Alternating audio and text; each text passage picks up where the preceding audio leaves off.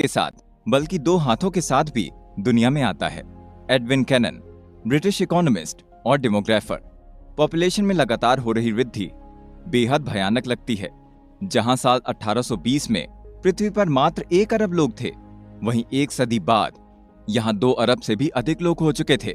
The great depression और दूसरे विश्व युद्ध के बाद आए एक लंबे ब्रेक से विकास के रेशियो ने एक ऐसी जबरदस्त रफ्तार पकड़ी कि पॉपुलेशन साल 1960 तक 3 अरब, साल 1975 तक 4 अरब, साल 1987 तक 5 अरब, साल 2000 तक 6 अरब और साल 2010 तक 7 अरब तक पहुंच गई।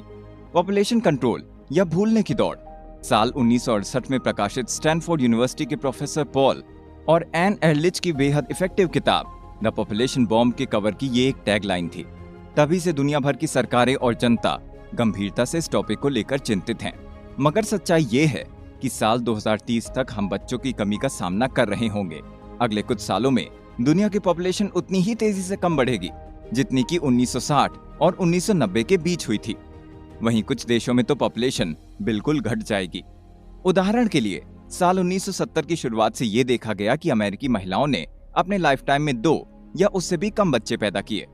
ये एक ऐसा रेशियो था जो आने वाली जनरेशन को बढ़ावा देने के लिए काफी नहीं है। दुनिया भर में कई अन्य जगहों पर भी ऐसा ही कुछ सामने आया है। ब्राजील, कनाडा, स्वीडन, चीन और जापान जैसे देशों में तो लोग ऐसी महिलाओं से कांटेक्ट कर रहे हैं जो बुजुर्गों की देखभाल करने का काम करती हैं। इससे अकेले ना होने के कारण बुजुर्गों को उनका पेंशन मिल सके। जैसे जैसे पूर्वी एशिया, यूरोप और अमेरिका में बर्थ रेशियो में गिरावट आती जा रही है, वैसे वैसे अफ्रीका, मध्य पूर्व और दक्षिण एशिया में भी बहुत धीमी गिरावट के साथ फाइनेंशियल और जियोपॉलिटिकल पावर्स का ग्लोबल बैलेंस बदलता जा रहा है। इसके अलावा दुनिया के सबसे गरीब हिस्सों में न्यूट्रिशन और बीमारी को रोकने में आए सुधार ने अब बच्चों की बढ़ती संख्या को बड़े होकर माँ बाप बन पाने और बुढ़ापे तक पहुँचने के लिए काबिल बना दिया है। एक तरफ जहाँ दुनिया के अलग अलग हिस्सों में न केवल ज्यादा बच्चे पैदा हो रहे हैं, वहीं उनकी लाइफ एक्सपेक्टेंसी भी तेजी से बढ़ रही है। वहीं साथ ही दुनिया की पॉपुलेशन में भी तेजी से बदलाव हो रहे हैं। अगर साल 2030 पर ध्यान दिया जाए तो आने वाले समय में भारत के साथ दक्षिण एशिया पॉपुलेशन के मामले में नंबर 1 बनकर अपनी स्थिति मजबूत कर लेगा। इसी तरह अफ्रीका दूसरा सबसे बड़ा क्षेत्र बन जाएगा और चीन के साथ साथ पूर्वी एशिया तीसरे स्थान पर पहुंच जाएगा। दूसरी तरफ यूरोप, जो साल 1950 में दूसरा सबसे बड़ा कॉन्टिनेंट था, दक्षिण पूर्व एशिया और लैटिन अमेरिका के पीछे छठे स्थान पर आ जाएगा। देश के बाहर रहने वाली पॉपुलेशन और आम पॉपुलेशन में वृद्धि के वर्तमान स्तरों को देखते हुए ये कहा जा सकता है कि अफ्रीका का सहारा रेगिस्तान, जिसमें 50 ऐसे अफ्रीकी देश शामिल हैं जो मेडिटेरेनियन सी की सीमा पर नहीं है, लेकिन साल 2030 तक ये भी दुनिया का दूसरा सबसे अधिक पॉपुलेशन वाला हिस्सा बन जाएगा। महिलाएं और बच्चे ही दुनिया पर राज करते हैं। आखिर ग्लोबल फर्टिलिटी रेशियो में कमी के पीछे क्या कारण है? ये जवाब देने के लिए काफी मुश्किल सवाल है। दरअसल प्रेगनेंसी के समय बच्चों में एक मुख्य रूप से की जाने वाली विधि शामिल है जो इस्तेमाल में आसान और बहुत लोकप्रिय है। ये समझना जरूरी है कि अफ्रीका, मध्य पूर्व और दक्षिण एशिया के साथ ही दुनिया के अन्य हिस्सों में आज लाखों महिलाएं हैं जो अपनी पूरी जिंदगी में तकरीबन 5, 10 या उससे भी अधिक बच्चों को जन्म देती हैं। हालांकि समय के साथ डेवलपिंग नेशंस में प्रति महिला शिशुओं की संख्या भी गिर रही है और इन्हीं कारणों से पहले डेवलप्ड हो चुके नेशंस में 2 पीढ़ी घटने लगी है। महिलाएं अब घर के बाहर मिलने वाले मौकों का ज्यादा आनंद लेती हैं। उन मौकों का लाभ उठाने के लिए वो स्कूल जाती हैं और कई मामलों में उच्च शिक्षा भी प्राप्त करती हैं। इसका मतलब ये है कि वो अब प्रेग्नेंट होने पर ज्यादा ध्यान नहीं दे रही हैं। दुनिया भर के फर्टिलिटी रेट में गिरावट के पीछे इकोनॉमी और समाज में महिलाओं की भूमिकाओं में बदलाव आमतौर पर इसका सबसे महत्वपूर्ण कारण है। महिलाएं अब तेजी से ये तय कर रही हैं कि दुनिया भर में क्या होना चाहिए। यहाँ आप यूनाइटेड स्टेट्स को ही देख लीजिए, जहाँ महिलाओं की प्राथमिकताएं तेजी से बदल रही हैं।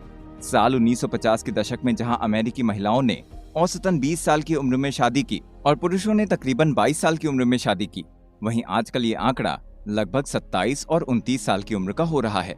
पहली बार मां बनने वाली महिलाओं की औसत आयु भी 28 साल की हो गई है। इस परिवर्तन का ज्यादा हिस्सा लंबी स्कूली शिक्षा द्वारा संचालित किया गया है। ज्यादा से ज्यादा महिलाएं आज हाई स्कूल से ग्रेजुएट हैं और उनमें से करीब सभी महिलाएं कॉलेज शिक्षा प्राप्त करने के लिए आगे बढ़ रही हैं। वहीं 50 के दशक में 25 से 29 साल की उम्र के बीच की महिलाओं में से लगभग 7% महिलाओं के पास ही कॉलेज की डिग्री हुआ करती थी, जो पुरुषों की दर से आधी थी। आजकल कॉलेज की डिग्री वाली महिलाओं का रेशियो लगभग 40% है, जबकि पुरुषों के लिए ये आंकड़ा केवल 32% ही रह गया है। सेक्स में घटती दिलचस्पी। मानव पॉपुलेशन के विकास में भी गड़बड़ हो जाती है। पुराने युग के लोगों के हिसाब से पॉपुलेशन में ग्रोथ भोजन की उपलब्धता, युद्ध का होना, बीमारी का फैलना और नेचुरल डिजास्टर के कारण ही होती थी। फिलोसोफर, थियोलॉजियंस और वैज्ञानिकों ने सदियों से इस सवाल के साथ लड़ाई लड़ी है कि पृथ्वी के रिसोर्सेज द्वारा कितने लोगों की सहायता की जा सकती है। साल 1798 में एक ब्रिटिश इकोनॉमिस्ट और डेमोग्राफर थॉमस रॉबर्ट माल्थस ने यह चेतावनी दी थी कि अपनी इनकम के रास्तों को खत्म करने की इंसानों की जो आदत है वही बाद में माल्थूसियन ट्रैप के रूप में जाना जाएगा। माल्थस के समय में दुनिया की पॉपुलेशन 1 अरब से भी कम थी। उन्होंने सोचा था कि मनुष्य अपनी अनलिमिटेड सेक्सुअल डिजायर्स के कारण खुद का सबसे बड़ा दुश्मन बनता जा रहा है।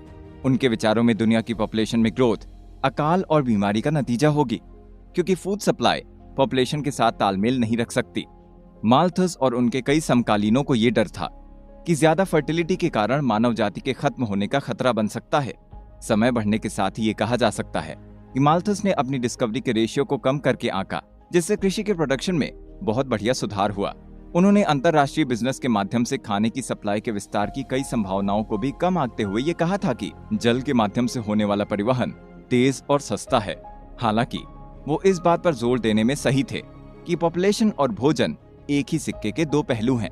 माल्थस ने फूड प्रोडक्शन और डिस्ट्रीब्यूशन पर आधुनिकता के संभावित प्रभाव को कम करके आंका, मगर वो इस बात को आंकने में पूरी तरह से चूक गए कि कैसे ये आधुनिक तकनीक सेक्स के लिए हमारी भूख को भी कम कर सकती है। इन दोनों के बीच संबंध बहुत ही सरल हैं। मनोरंजन के जितने वैकल्पिक रूप लोगों के लिए उपलब्ध होते हैं, उतनी ही कम बार लोग सेक्स में शामिल होते हैं।